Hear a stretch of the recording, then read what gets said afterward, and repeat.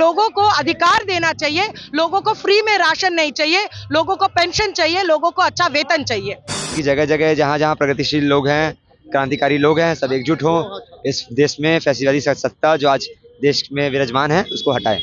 तो ये धर्म का मुद्दा लेके जो वोट मांगता है और जब भी वोट आता है तभी भारत पाकिस्तान ये जो करता है, इसके खिलाफ है हम। जन चेतना यात्रा 6 दिसंबर से कोलकाता से होते हुए 20 दिसंबर को बनारस पहुंचेगी। ये यात्रा बीजेपी और आरएसएस के जन विरोधी कार्यों के विरोध में किया जा रहा है।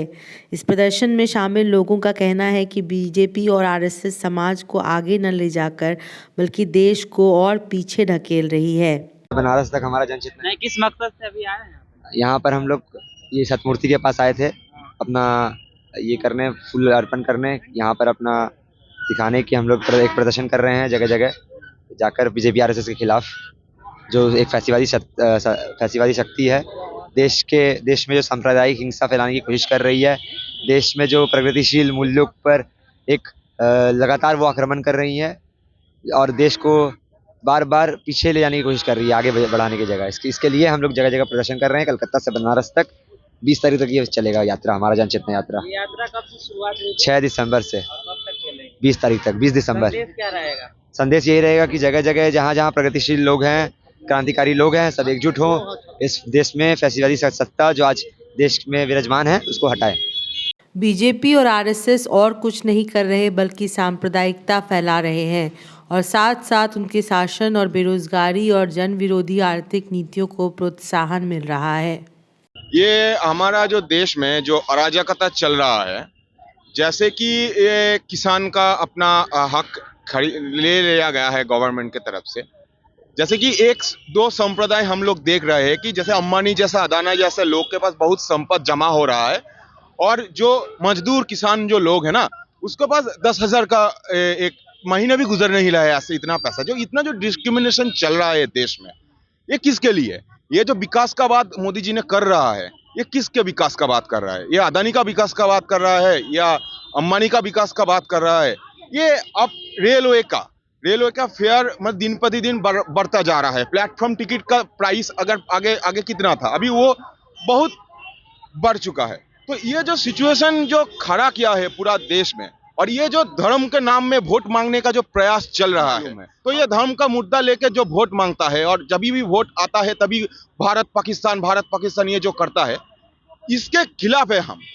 ये जो मसला है मेन का जो ये देश का जो इशू है, मतलब नौकरी, मतलब खाना पढ़ना, ये मकसद को घटा के दूसरे धर्म का मकसद लेके ये बीजेपी आरएसएस जो वोट करे, इसके खिलाफ में, इसके विरुद्ध में, और इन सब चीजों के हम जन चेतना यात्रा 6 दिसंबर से चालू किया था। 13 तारीख को जन यात्रा पटना आई और गांधी संग्रहालय में कन्वेंशन हुआ। 13 तारीख को ही पटना में मार्च किया गया जिसमें पश्चिम बंगाल के लड़के लड़कियां शामिल हुए।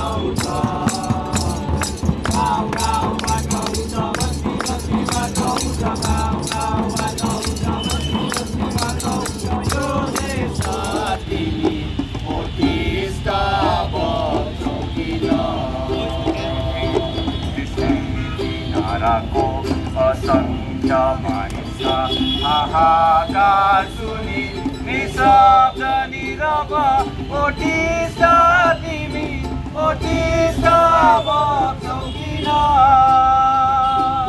वहाँ से झारखंड के लोग भी इस यात्रा में शामिल हुए। करीब 70-80 एक्टिविस्ट और यूथ 20 दिसंबर को बंगाल से इस यात्रा को बनारस ले जाकर इसे वहाँ समाप्त करेंगे और बिहार आते आते इस यात्रा में 20 संगठन जुड़ गए हैं।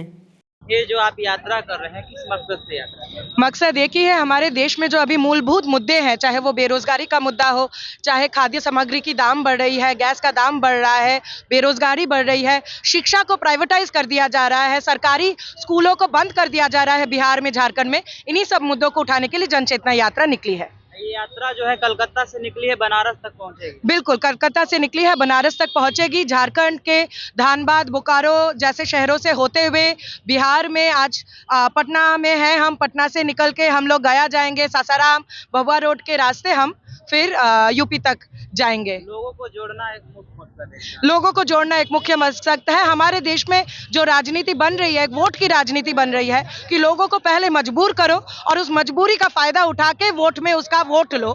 इस मजबूरी के खिलाफ, वो लोगों को मजबूर बनाने के खिलाफ हम हैं कि लोगों को अधिकार देना चाहिए, लोगों को फ्री में राशन नहीं चाहिए, लोगों को पेंशन चाहिए, लोगों को अच्छा वेतन चाहिए।